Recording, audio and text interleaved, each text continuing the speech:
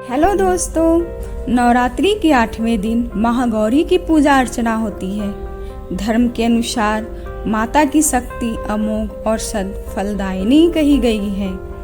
महागौरी की पूजा करने से जीवन में किए गए सभी पाप नष्ट होते हैं। पंडितों के अनुसार जिसकी कुंडली में विवाह से संबंधित परेशानियां हो, उन्हें महागौरी की उपासना अवश्य करनी चाहिए। महागौरी की उपासना से जीवन साथी और शीघ्र विवाह संपन्न होने के योग बनते हैं। कुमारी कन्याओं को अष्टमी का व्रत करने से मनचाहा जीवन साथी मिलता है। ऐसी मान्यता है कि महागौरी की पूजा अर्चना करने से माता अपने भक्तों पर जीवन भर अपनी दया दृष्टि बनाए रखती है।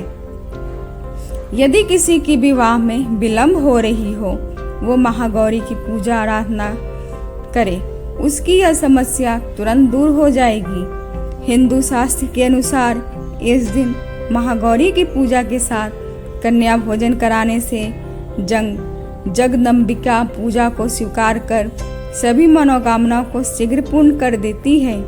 शास्त्र में नवरात्रि की अष्टमी पूजा का विशेष महत्व है। इस दिन यदि भक्त एकाग्रचित होकर माँ की पूजा अर्चना करे तो देवी माँ बहुत जल्द प्रसन्न होती है। अष्टमी के दिन कन्या पूजन करना बेहद लाभकारी माना जाता है। शास्त्र के अनुसार असुरों का संहार करने के लिए, देवताओं को कल्याण करने के लिए माता को अस्त्र शस्त्र धारण करना पड़ा था।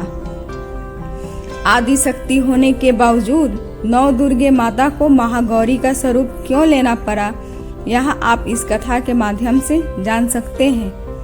महागौरी की पौराणिक कथाएं। माँ दुर्गे के 8वें स्वरूप महागौरी को लेकर 2 पौराणिक कथाएं काफी प्रचलित हैं। पहली पौराणिक कथा के अनुसार पर्वतराज हिमालय के घर जन्म लेने के बाद माता पार्वती ने पति रूप में भगवान शिव को प्राप्त करने के लिए कठोर तपस्या की थी। तपस्या करते समय माता हजारों वर्षों तक निराहार रही थी, जिसके कारण माता का शरीर काला पड़ गया था। वही माता की कठोर तपस्या से प्रसन्न होकर भगवान शिव ने माँ पार्वती को पत्नी रूप में स्वीकार किया और माता के शरीर को गंगा के पवित्र जल से धोकर अत्यंत कांतिमय बना दिया। माता का यह रूप गौरवर्ण हो गया, जिसके बाद माता पार्वती के इस स्वरूप को महागौरी कहा गया। और एक दूसरी पौराणिक कथा भी है। वही दूसरी पौराणिक कथा के अनुसार काल रात्रि के रूप में सभी राक्षसों का वध करने के पश्चात